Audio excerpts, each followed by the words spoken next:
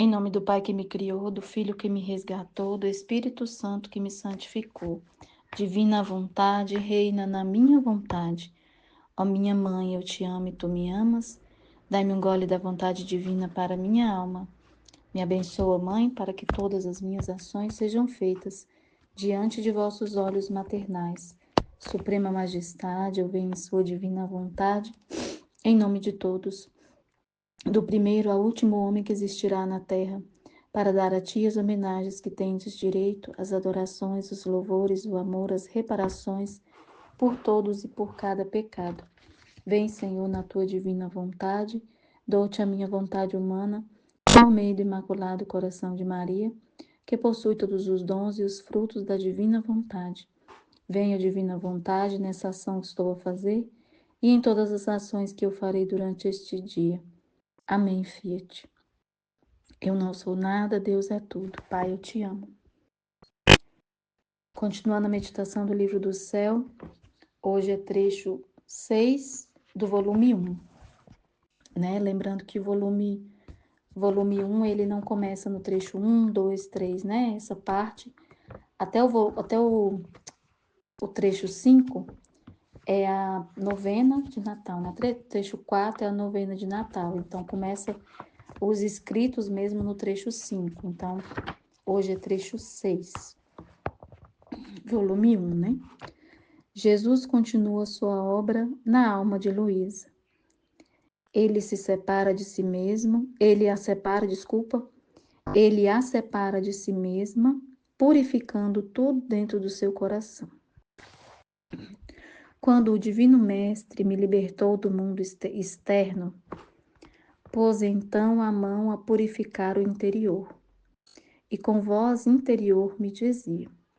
Então, o que ela está falando aqui é o que aconteceu no trecho passado, que é o trecho 5, que eu li, que fiz a leitura e meditação dele, né? Ele libertou, né? Jesus libertou ela do mundo externo, ou seja, libertou ela dessa necessidade dela de ficar dando atenção às pessoas. Então, ela mostrou para ela que ela tem que dar, sim, atenção às pessoas, mas de um modo, assim, em segundo plano, sabe? Não se importando tanto com os elogios e com os agrados e tudo mais, né? Tudo aquilo que a gente falou no trecho passado. Então, nesse trecho, ele está falando com ela está nos relatando aqui, né? Que depois de ter feito tudo isso, ou seja, ter mostrado para ela que o mundo exterior tem que ficar em segundo plano, né? Viver ali de uma forma mais menos apegada, né? Então ele criou essa liberdade na alma dela. Ele passou a purificar o interior. E aí ele vai dizer para ela assim, ó, e com voz interior me dizia, ela disse, né? Agora estamos sozinhos. Não há mais quem nos perturbe. Não estás agora mais contente que antes, onde devia contentar a tantos e a tantos? Jesus dizendo a Luísa, né? Vê, é mais fácil agradar um só. Deves fazer de conta que estamos sozinhos no mundo. Promete-me ser fiel, e eu verterei em ti tantas graças que tu mesma ficarás maravilhada.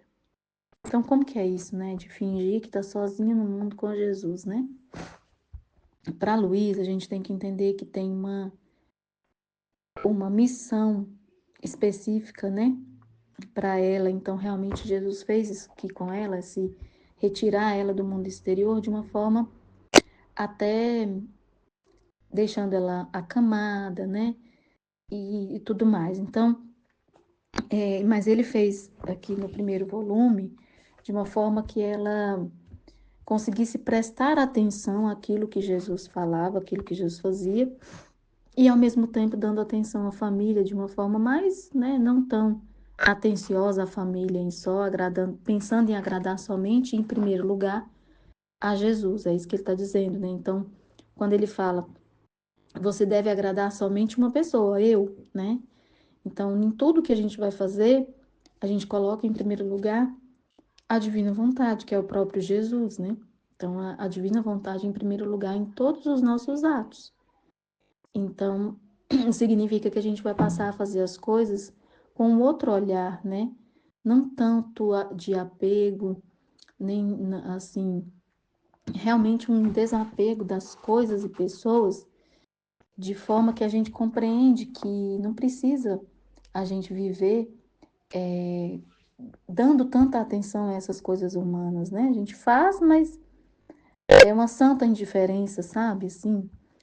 Então ele fala para isso causa traz uma liberdade para a gente, né? Porque a gente desapega, isso faz parte do desapego, assim, da atenção das pessoas, da necessidade de ter a atenção, da necessidade de estar o tempo todo conversando com os familiares, com as pessoas, estando em lugares. Então a gente vai desapegando aos poucos disso e a gente vê que causa uma liberdade muito grande, traz uma liberdade muito grande para a gente, né? Porque a nossa alma não se apega, né? Quando a gente vai passando por esse processo de purificação, nesse sentido, a gente percebe que a nossa alma não está apegada a lugares, a pessoas, né? E isso realmente é uma liberdade, né? Traz uma liberdade muito grande, traz uma paz, assim, porque quando a gente está apegado demais a esse tipo de coisas humanas e materiais, que é o convívio com a família de uma forma muito exagerada, quando a gente não tem, a gente é apegado, a gente sofre, né? A gente sente saudade, quer ficar ligando para a pessoa, quer visitar o tempo todo. E isso traz às vezes, uma perda de tempo, né? Às vezes. Não que a nossa família, que o nosso pai, nossa mãe, passar tempo com eles é perda de tempo. Não, mas tudo tem um equilíbrio, né? Tudo tem uma moderação, tudo tem até propósito, né? Então, assim, não pode ser algo em desequilíbrio. Tudo tem que ter um equilíbrio e um desapego, porque a gente sabe também que o nosso pai e a nossa mãe pode ir a qualquer momento. Então, tudo isso Jesus foi treinando, né? A alma da Luísa, ensinando ela, né? Esse desapego do mundo exterior, né? Porque o apego exagerado ao mundo, ele aprisiona a gente, né? Aprisiona as nossas ações, a gente fica querendo agradar as pessoas, então é muito difícil mesmo. Há uma alma que pretende. É, é, desculpa que minha garganta tá muito ruim. Uma alma que pretende ter intimidade com Deus, ela tem que ter os seus momentos de meditação, de silêncio, tempo para se dedicar mesmo ao estudo do livro do céu e a entender isso, né? A entender todo esse conhecimento que é vastíssimo, né? E não dá para ficar apegado a coisas, né? A coisas, a passeios, a lugares, a pessoas. Então, isso passa a ser importante, sim, mas, como ele disse aqui, né? Ele em primeiro lugar, né? Então, é disso que ele está falando. E aí ele fala, né, que para ela prometer ser só dele, que é o que a gente tem que fazer também, né? Ou seja, a gente escolher Jesus em primeiro lugar em todas as situações, né? Não é nem escolher Jesus, né? A divina vontade, escolher a divina, colocar a divina vontade na, na ordem, né? Na ordem do dia, como diz assim, na prioridade da nossa vida, né? E não só na questão da meditação, nos acontecimentos, né? Saber, buscar saber o que é a vontade de Deus em tudo que eu faço, né? Então, o que eu falei do equilíbrio, então é vontade de Deus que eu fique todos os dias, todas as tardes na casa da minha mãe? Não, porque isso não é equilíbrio. Isso é exagero, né? Eu posso ir na casa da minha mãe, ligar para ela às vezes todos os dias, mas para saber se está tudo bem, mas ela mora aqui do lado. E minha mãe é uma pessoa ativa, é uma pessoa, então tem que usar a minha inteligência e para saber que não tem necessidade, né? Minha mãe é saudável, ela caminha, ela não é uma pessoa doente, então eu não preciso. Claro que eu tenho que dar atenção à minha mãe, mas em tudo no equilíbrio, assim. Então a divina vontade vai colocando ordem nas coisas, é isso que acontece, sabe? Então aí ele fala, né, que se a gente prometer ser fiel, ele verterá na gente graças que a gente ficará maravilhada. E eu acho que a primeira graça é esse desapego, sabe? De tudo, assim, de tudo de uma forma muito ampla, desapegado de tudo mesmo, assim. E é uma graça divina, né? Porque nós, por nós mesmos, a gente é apegado e se apega muito fácil às coisas e pessoas, né? Então, essa é uma das primeiras graças mesmo. Depois continuou a dizer-me: sobre ti fiz grandes desígnios, que é o que eu falei da missão dela, né? Sempre e quando tu me corresponderes, quero fazer de ti uma perfeita imagem minha, começando desde o seu nascimento, do meu nascimento, desculpa, até a minha morte. Então, e eu mesmo te ensinarei um pouco a cada vez o modo como farás. Então, o que que ele está dizendo com isso para Luísa e para nós? Que a gente vai viver a vida de Jesus, porque isso é o que que é formar na gente uma correspondência à imagem dele.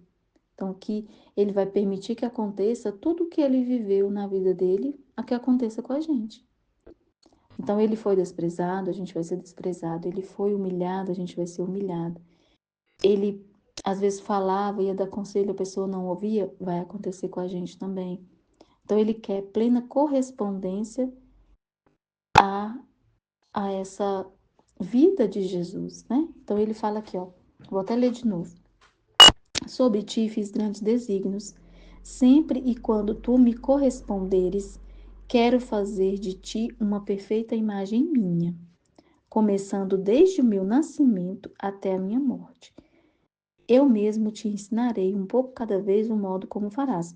Com Luísa, foi diferente de nós porque ela viveu isso de uma forma real, assim, extraordinária, né? Espiritual, extraordinária, pelas mãos do próprio Jesus. Então, ela viveu isso na pele, né? Na alma. Então, em nós é um processo um pouco diferente, né? Que acontece. É aos poucos, é de uma forma real aqui no nosso mundo, com as coisas que a gente está acostumado, né? Com as situações que estão palpáveis aqui ao nosso redor.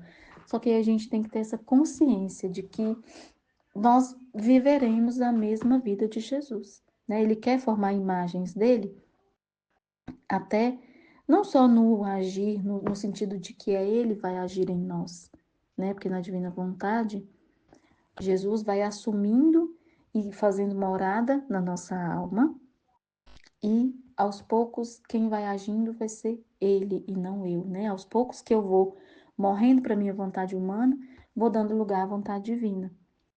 Mas o que ele está falando aqui é que eu estou entendendo, né? A questão da correspondência em relação ao que ele viveu, né? Também, não só dessa parte, né? Da correspondência em relação à vontade divina, mas também porque ele fala do meu nascimento até a minha morte. Então, de tudo que ele viveu, né? Então, a gente vai ter estado de ânimo, vai ter. Que estado de ânimo é a questão de você, ele compartilhar com você algo, um sentimento que ele mesmo está sentindo, né? Que vem das criaturas ou que vem dele mesmo. Então, é uma espiritualidade assim, onde ele busca assemelhar a nossa alma a ele. Então, em tudo a gente vai ter que ser conformado a Jesus, né? Aí a Luísa continua relatando. E acontecia assim todas as manhãs. Depois da comunhão, dizia-me o que devia fazer no dia. Então, ele vinha orientar ela. Direi tudo brevemente, porque depois de tanto tempo é impossível poder dizer tudo. Porque a Luísa escreveu o volume 1 e o volume 2, se eu não me engano, depois de passado muitos anos, né? De que ela viveu as situações. Então, aqui nesse primeiro volume, no segundo, se eu não me engano, ela está relatando aquilo que ela viveu há, sei lá, 10 anos atrás, entende? Então, quem pegar a biografia da Luísa vai entender como que foi a dinâmica, né? Por isso que ela fala que não lembra. Não me lembro bem, mas parece que a primeira coisa que me dizia era que o necessário para purificar o interior do meu coração seria o aniquilamento de mim mesma, isto é, a humildade. Aí ele vai ensinar aqui, né? Então, já que ela falou, eu vou ler o que ele falou para ela. Vou lendo e pausando para entender. Continuava dizendo. Aí Jesus fala para ela: Vê, para fazer com que eu derrame as minhas graças no teu coração, quero fazer-te compreender que por ti nada podes. Eu cuido muito bem daquelas almas que atribuem a si mesmas o que fazem. Eu cuido muito bem daquelas almas que atribuem a si mesmas o que fazem, querendo usurpar-me as graças. Então, o que ele fala aqui de eu cuido é porque eu acho que ele fica prestando atenção, né? Ó, eu cuido muito bem, ou seja, eu presto muito atenção naquelas pessoas, naquelas almas, que tudo o que fazem atribuem a si mesmas. Então, eu fiz isso, eu fiz aquilo, olha como eu fui humilde, olha como eu. E nada é nós, né? Então, a gente não pode atribuir nada a nós mesmos, mesmo que a gente não fale para as pessoas. Olha, às vezes a pessoa vem te agradecer um gesto seu, claro, você vai falar para ela: olha, obrigada. Não, obrigada, tá? Mas interiormente você sabe que não foi você. Por quê? Porque na divina vontade a gente aprende, e Jesus está nos ensinando que tudo é Ele.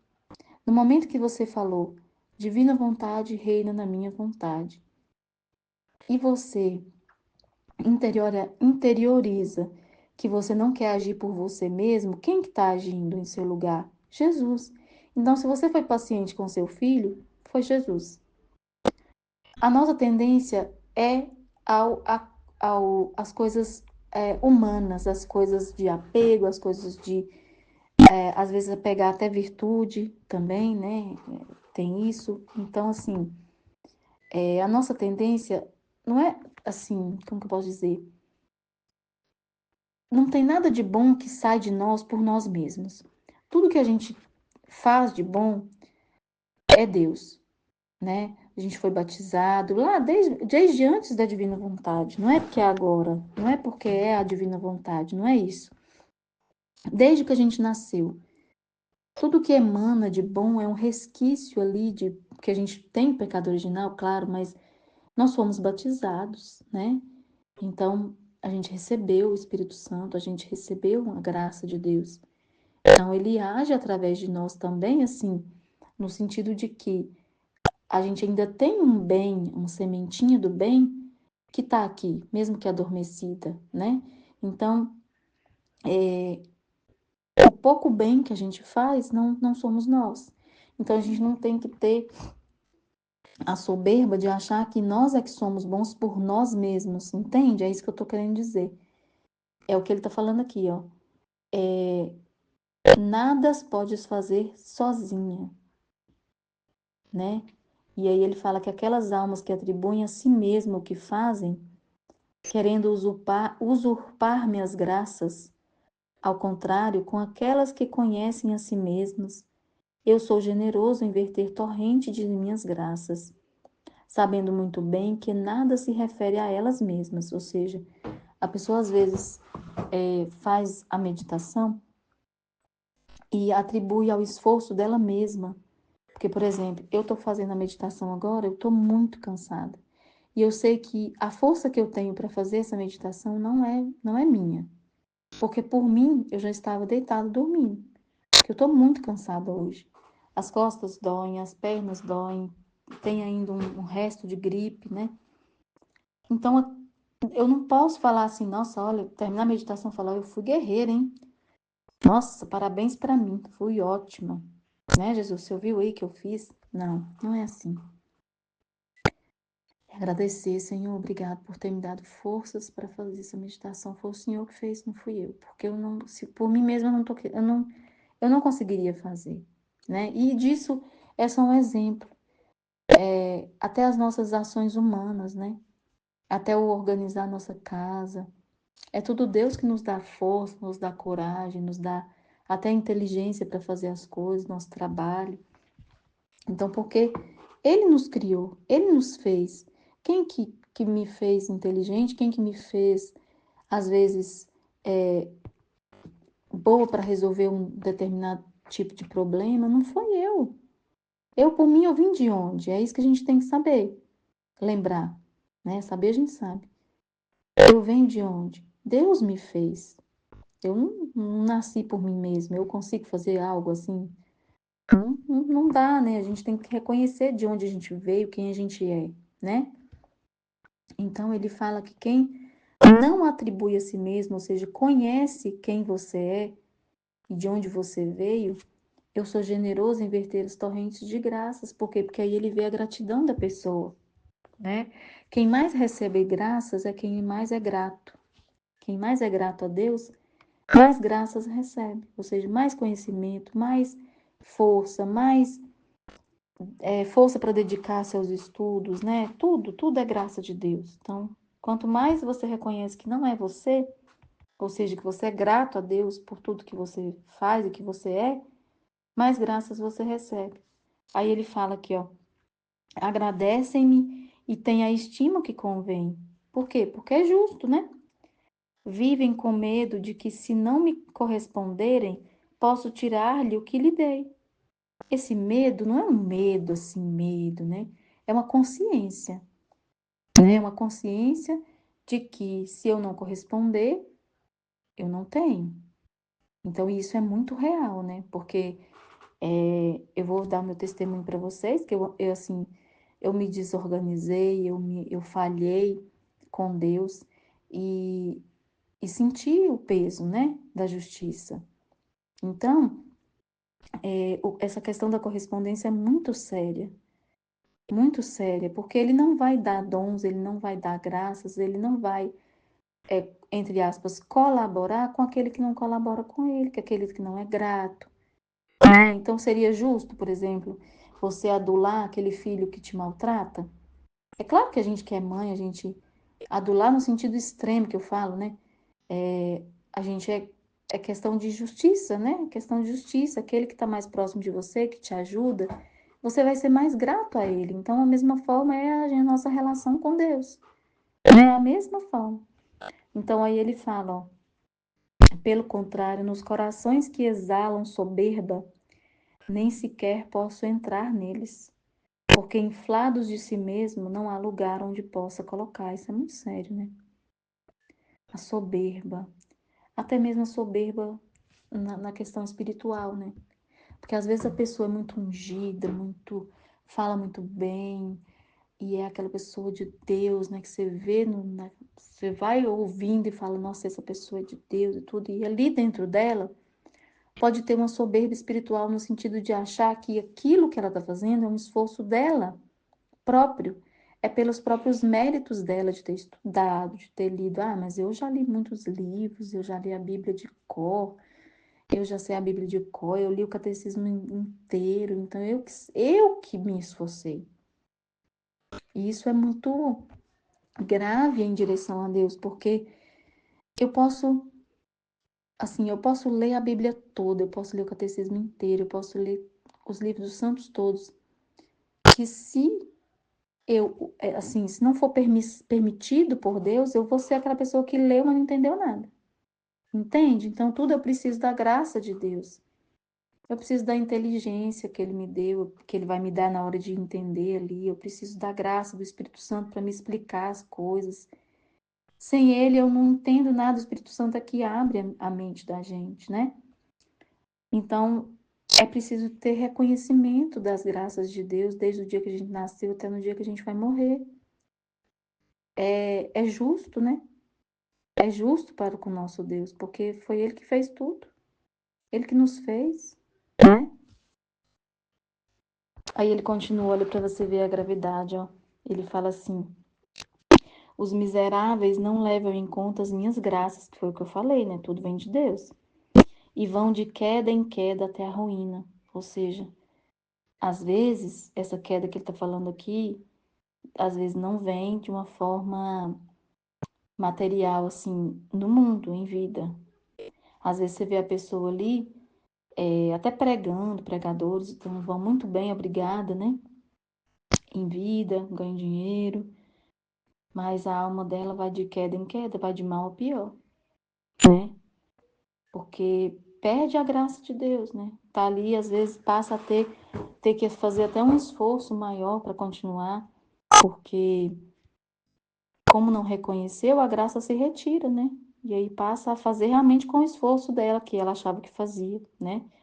Então é muito sério, né? Isso eu tô dando exemplo, né, de pregadores e tudo, porque muitos pregadores recebem, assim, uma orientação muito forte do Espírito Santo. Você vê que tem pregadores que mexem com a gente, né? Eles falam coisas, assim, que parece que é o próprio Deus falando, né? O próprio Jesus, assim, tem uma unção muito grande e tudo. E às vezes eles não são gratos, né? Eu não tô dizendo que são todos, mas acontece aí, às vezes, da gente ficar sabendo de situações, né? De pregadores católicos ou evangélicos, eu não tô nem dando denominação, não. De que às vezes perde a graça de Deus, né? Acaba acontecendo situações até humanas. Então ali houve uma ruptura nessa questão da gratidão a Deus, no reconhecimento de que o ministério deles vem de Deus, é sustentado por Deus, né? De que é a vontade de Deus que pôs eles ali, que pela graça de Deus que eles estão falando, né? De que é o Espírito Santo que os move, que fala através deles. Então, tem que ter essa. Jesus, porque assim, é justo, né? Quando a gente para, não tem outra palavra para explicar. É justo, porque é como a gente, por exemplo. Seria justo você dar tudo para o seu filho, você criar o seu filho muito bem, né? Dar todo o estudo necessário, tudo que o seu filho precisar, até os 18 anos. Aí, completou 18 anos, ele vira as costas para você, nunca mais fala com você e fala que ele estudou e sai falando por aí que ele é o que ele é, porque foi ele mesmo que se esforçou, que estudou, e não tem gratidão nenhuma pela vida que ele teve, pelo fato de você, às vezes, poupar ele de trabalhar para deixar ele só estudando, né? De tudo que o pai e a mãe fez pela pessoa. Então não seria justo, não seria decoroso, não seria honroso fazer isso, né? A pessoa deveria falar, não, eu só tô aqui porque o meu pai e a minha mãe bancou tudo para mim, me deu uma vida boa, me deu educação, me ensinou o que é certo, o que é errado, né? A pessoa tem que ter gratidão, é justo, né? Então a mesma coisa Deus espera de nós, e é uma coisa tão simples, né? De entender, né? Da gente ter gratidão por Deus, quando a gente deita a cabeça no travesseiro, a gente ter gratidão pelo dia que a gente viveu, por mais difícil que seja, né? Não é só isso, é uma consciência. A divina vontade traz pra gente uma consciência tão profunda de tudo que a gente vive, que tudo a gente nomeia a Deus, né? Em tudo a gente nomeia a Deus. É tudo obra dele, né? É tudo a divina vontade que proporciona todas as situações e tudo. Então é maravilhoso demais viver na vontade divina, porque você vê a verdade, né? Você vive de acordo com o que é verdade, com o que é real, né? Aí vou só terminar aqui o que ele fala para a gente, né? Por isso quero que neste dia faças contínuos, ele está falando para Luísa, mas é para a gente, né? Por isso quero que neste dia faças contínuos atos de humildade. Quero que estejas como um menino envolto em fraldas, que não pode mover nem sequer um pé para dar um passo, ou uma mão para agir, senão que tudo espero da mãe. Assim estará junto a mim como um menino, rogando-me sempre que te assista, que te ajude, confessando-me sempre teu nada. Em suma, esperando tudo de mim. Então é assim que ele quer que a gente haja, né? Que a gente saiba, tenha consciência de que tudo é ele que faz na gente, pela gente e através da gente. E que a gente ter essa consciência e saber e dialogar com ele e falar com ele, que ele espera que a gente fale, né? Não só que a gente tome consciência, mas que a gente fale com ele. Jesus, eu não sou nada. Se o Senhor não me der a capacidade de falar com aquela pessoa, eu não consigo. Se o Senhor não me der a capacidade de pensar, de entender esse trecho, eu não consigo. Jesus, se o Senhor não me der a capacidade de ter a paciência com meus filhos, eu não tenho. Então, reconhecer que tudo vem de Deus e dialogar com Ele, dialogar com Jesus e falar com Ele, e chamar Ele pedindo ajuda se necessário, né? Não contar com as suas próprias forças, com seus próprios pensamentos humanos, né? Então, sempre ir se estreitando mais com Jesus, né? Chamando Ele em tudo o que a gente faz. Então, é isso, né? Até aqui. Depois de meditar o trecho seguinte, que é o 7, e assim por diante. Então, fiquem com Deus. Amém, Fiat.